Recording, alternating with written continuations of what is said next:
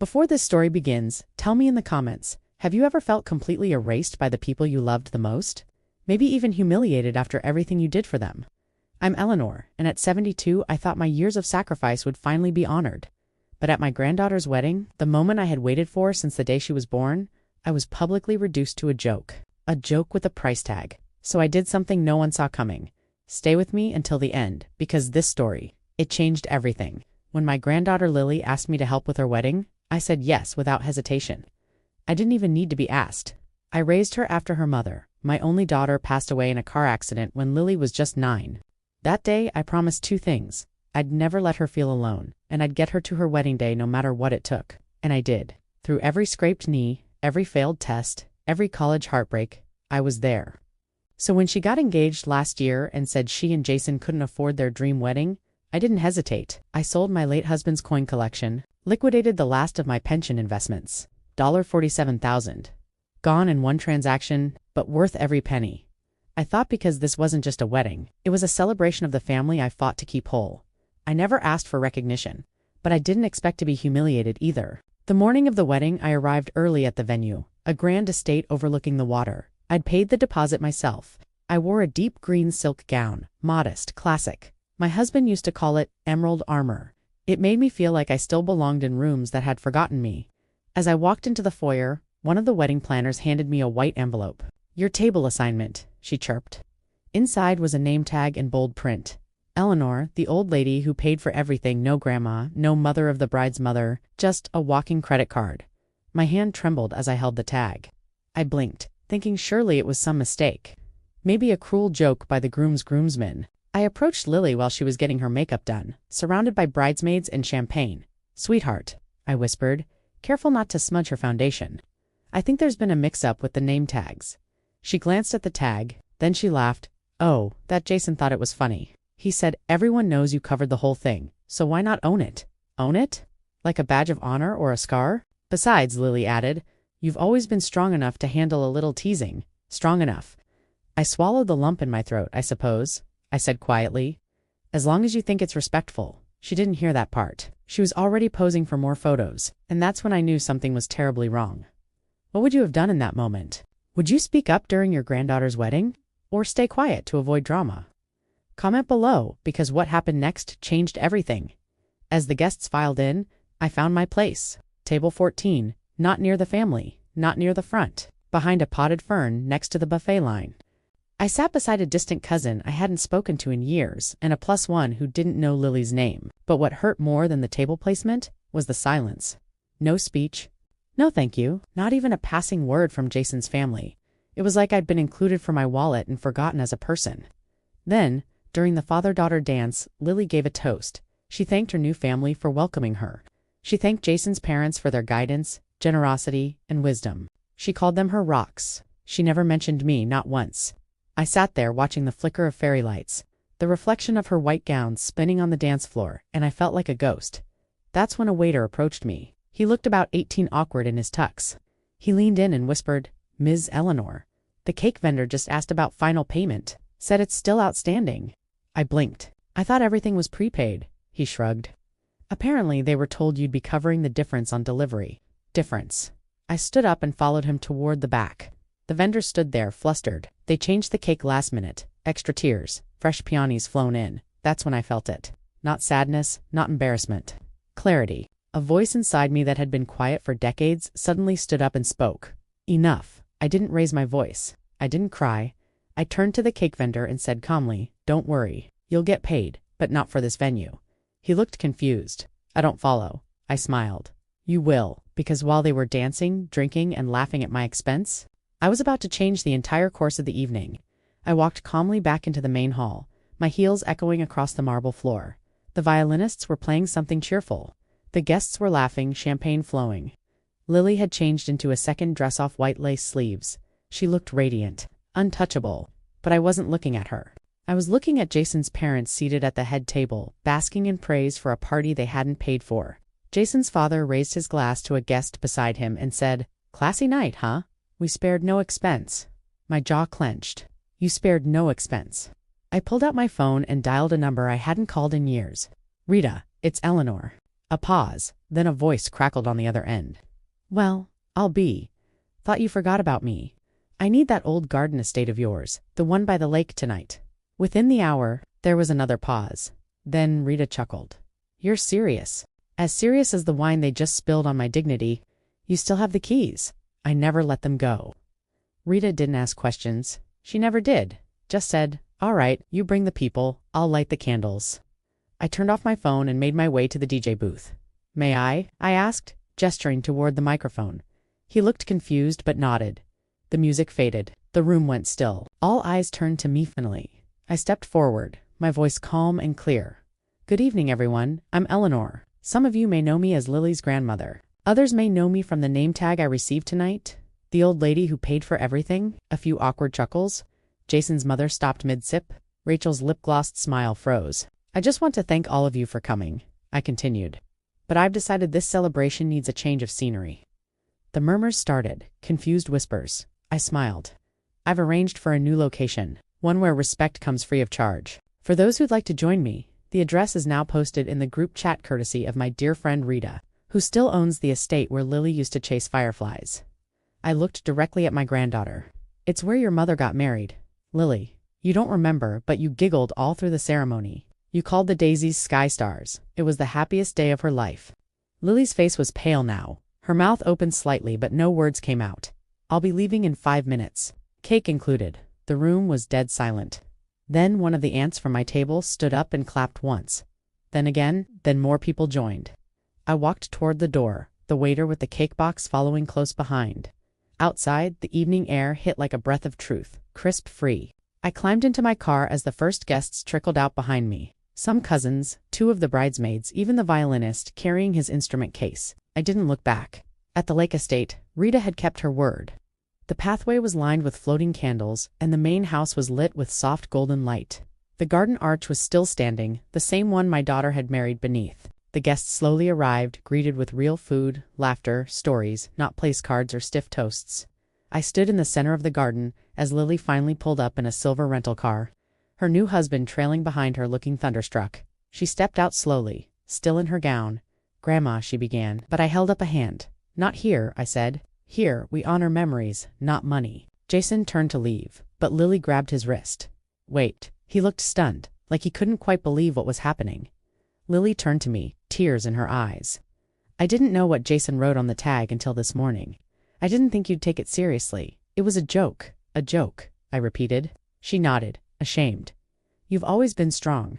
I thought you could take it. I've taken a lot in my life, I said, including raising you when I had nothing left. But I won't take disrespect, not even from family. I'm so sorry, she whispered. I paused, looking at her. She looked young again. Like the little girl who used to sleep on my chest during thunderstorms. Not a bride, just my Lily.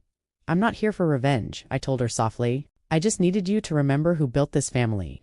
She stepped forward and hugged me. I didn't cry, but I felt something loosen inside my chest. The moon had risen above the lake now, casting a soft silver glow across the water. Laughter echoed through the garden, real laughter, not the rehearsed chuckles from earlier. Guests had removed their jackets and heels, dancing barefoot on the grass. The violinist played a gentle tune near the gazebo. No stage, no centerpieces, no gold leaf menus, just people. I sat at a small iron bench, watching it all unfold with a piece of cake on a paper plate in my lap. The cake I paid for. Lily sat beside me, quiet, thoughtful. You were right, she said. I forgot where I came from. No, I said. You just listened to the wrong people for too long. She hesitated, then asked something I wasn't expecting. Why didn't you ever remarry? I smiled. Because I already had a full-time job raising a girl who needed everything I had. She was quiet again. Then she pulled something from her clutch. The name tag, the one from earlier. I tore it off the minute I saw you leave, she said. Then she held out a pen and wrote over it.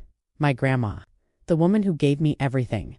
I didn't say anything, just tucked it in my purse like something sacred. A few minutes later, Jason appeared again, alone. He looked unsure, out of place. But I was ready. Jason, I said, come sit. Let's talk. He hesitated, but finally sat across from me. I know you're upset, he started, trying to sound calm. But this was supposed to be our night. It still can be, I said. If you understand what matters, he frowned. Jason, I continued, marriage isn't about looking good in front of strangers. It's about showing up for each other in the moments no one else sees. You humiliated me in front of 200 guests, but worse. You encouraged Lily to forget the one person who never left her side. I didn't mean to, but you did, and that's the problem. You didn't think it mattered. Jason stood up. I think we should go. Lily didn't move. Then go, she said quietly, his mouth opened, stunned. She didn't say it with venom. She said it like she was finally making a choice. Jason turned and left, muttering something I didn't care to hear, and just like that, the night became hers again. 2 weeks passed after the wedding. The photos from the second ceremony, the real one, went viral in our family group chats. Everyone said it was the most meaningful celebration they'd ever attended. And then, my attorney, Mr. Halverson, called me. Eleanor, he said, is now a good time? I'm retired, I said with a smirk. Every time is a good time. I just wanted to confirm. Are we going ahead with the revision to your will? Yes. Are you sure? Never been more. That afternoon, I handwrote a letter and enclosed it with the legal documents. To Lily, you made a mistake, but you faced it. You showed me remorse, and you stood for what was right when it mattered most. That's what this family was built on: courage, not perfection. So everything that was mine, the house, the lake property, the remaining inheritance, it will be yours someday. Not because you apologized, but because you remembered. Love always. Grandma Eleanor. It had been 3 months since the wedding. 3 months since the music faded. The cake was eaten, and the man Lily married drove away without looking back. I thought she might fall apart, but instead she bloomed. Lily moved into the guest cottage behind my house temporarily while she sorted things out. She started painting again, something she hadn't done since college. Took on part-time work at a local art gallery, started baking, laughing, living. Sometimes we'd sit by the lake at sunset with mugs of chamomile tea, not saying much at all, just existing. And every so often she'd reach for my hand without a word. That's how I knew she was healing. But peace never lasts forever. One Thursday morning, I was trimming my hydrangeas when Lily came outside holding a folded letter in her hand. Her face was unreadable. What is it? I asked. She handed it to me silently. The return address stopped me cold. Jason's handwriting. Inside was a single-page letter. Lily, I know I hurt you. I let my pride and immaturity ruin something that should have been sacred. Not just our wedding, but your family, your legacy. I can't take back what I did, but I need to tell you something important.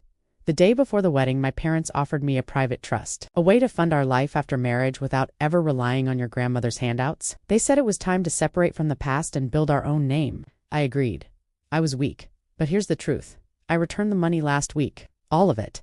I told them I wanted nothing more to do with their strings-attached support. I know it's probably too late, but if there's even the smallest part of you that believes I can grow, I'm asking for a chance to prove it. Jason and Lily sat on the porch steps, silent. Do you believe him? I asked gently. She didn't answer right away. I believe he regrets losing the version of me that let him take the easy way out, she said. But I'm not that version anymore. I watched her as she stared across the yard, the sunlight catching in her hair. She didn't look bitter, she looked strong. And I knew whatever happened next, she wouldn't be walking into it blindly. A week later, Jason asked to meet. Not alone, with me present. I agreed, but on one condition: we'd meet at the lake estate. Not a restaurant, not his family's home. Our place. When he arrived, he looked different, not flashy. No designer suit, just jeans, a plain button-down, and a quiet expression. He sat across from us on the old stone bench by the garden. Lily, he began, I came here today not to win you back, but to tell you what I've learned. He looked at me, then back at her. I grew up believing money solved everything, that appearances mattered more than principles. And I thought you, your family, were clinging to something outdated. Something small. He shook his head. But that night, when people followed you out of the ballroom to a garden lit by candles instead of chandeliers, I realized who really had the power. Lily raised an eyebrow. And what do you want now, Jason? Nothing, he said. Not today, just the chance to keep showing you that I'm learning. She stared at him for a long time, then nodded slowly. You want to learn? Then start with this. Volunteer twice a week at the youth housing center I work with. His mouth opened, closed, then nodded. Okay, and no contact for 30 days, no texts, no gifts, nothing performative. Okay, and after 30 days, she added, I'll decide if I want to see you again. I glanced at her. Proud wasn't even the word. This wasn't the girl who once apologized for asking for respect. This was a woman who knew her worth. Jason stood to leave, but paused. Eleanor, he said, turning to me, I'm sorry for mocking you that day. The name tag, it was mean and cowardly. I know, I said, and nothing more. Because forgiveness didn't need decoration. That night, Lily sat beside me in the garden as we watched the moon rise. I'm not sure if he's changed, she whispered. Then don't trust his words, I said. Watch his patterns. People can fool you with speeches, but not with habits. She smiled. You always know what to say. No, sweetheart, I said, resting my head back against the chair. I just know what it's like to be overlooked, and what it takes to rise again. A soft breeze rustled the flowers, the same ones that bloomed at her mother's wedding, and I realized then, this wasn't just a story about a humiliating name tag. It was a story about reclamation, about women who stand back up, about love that's no longer afraid to set boundaries, and about legacies that refuse to be erased. A full year had passed since that wedding, 12 months of healing, of quiet routines, of sunset tea and fresh beginnings. Lily was thriving. She'd opened a small art studio downtown, nothing fancy, just a warm little space where kids came after school to paint and forget how hard life could be. She didn't talk much about Jason, but when the 30 days passed, he'd completed every requirement she set, and then quietly, without expectation, kept volunteering every week. Sometimes she'd mention him casually, not with pain, but peace. Still, the door remained half closed, and honestly, I thought the drama was behind us until I received a letter. No return address, but the handwriting, I'd recognize it anywhere. My daughter's, Lily's late mother. My hands trembled as I opened it. Inside was a faded sheet of stationery and a smaller sealed envelope marked for Lily to be given on her wedding day. I sat down hard in my armchair, breath caught in my throat. The note addressed to me was short. Mom, if you're reading this, it means I didn't make it as far as I wanted, and I'm sorry. But I know you're still watching over Lily. Always. Please give her this letter when the time comes. I wrote it not because I thought I'd be gone, but because I wanted her to know what love really looks like. And if she's marrying someone who makes her feel small or silenced, don't give her this until she's strong enough to walk away. I trust you'll know. Love always. Me. I read it again and again, my hands trembling. I hadn't known she wrote this. It must have been tucked away in one of the storage boxes from the old house. I stared at the second envelope. Should I give it to Lily? Was this the right moment? She wasn't married anymore, but she was finally becoming the woman her mother hoped she'd be.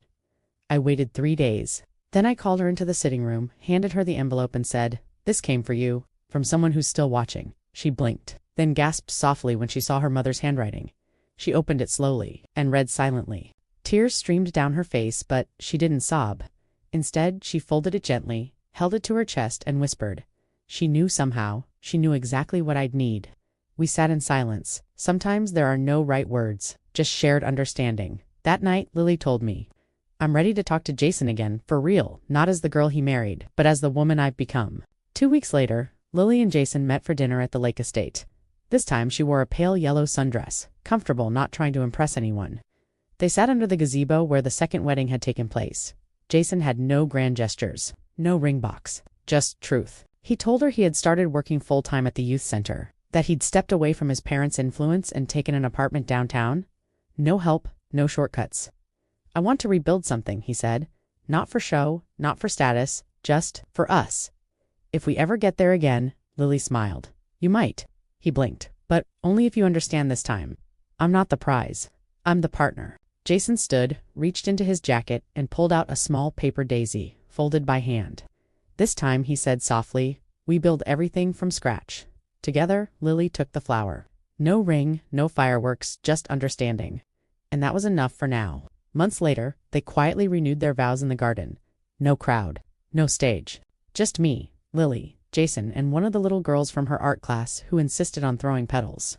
The minister asked if anyone had anything to say before the ceremony began. I stepped forward, holding a framed photo of my daughter.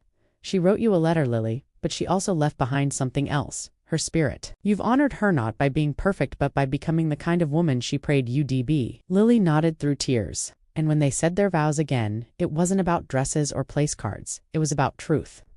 Jason promised to listen before speaking.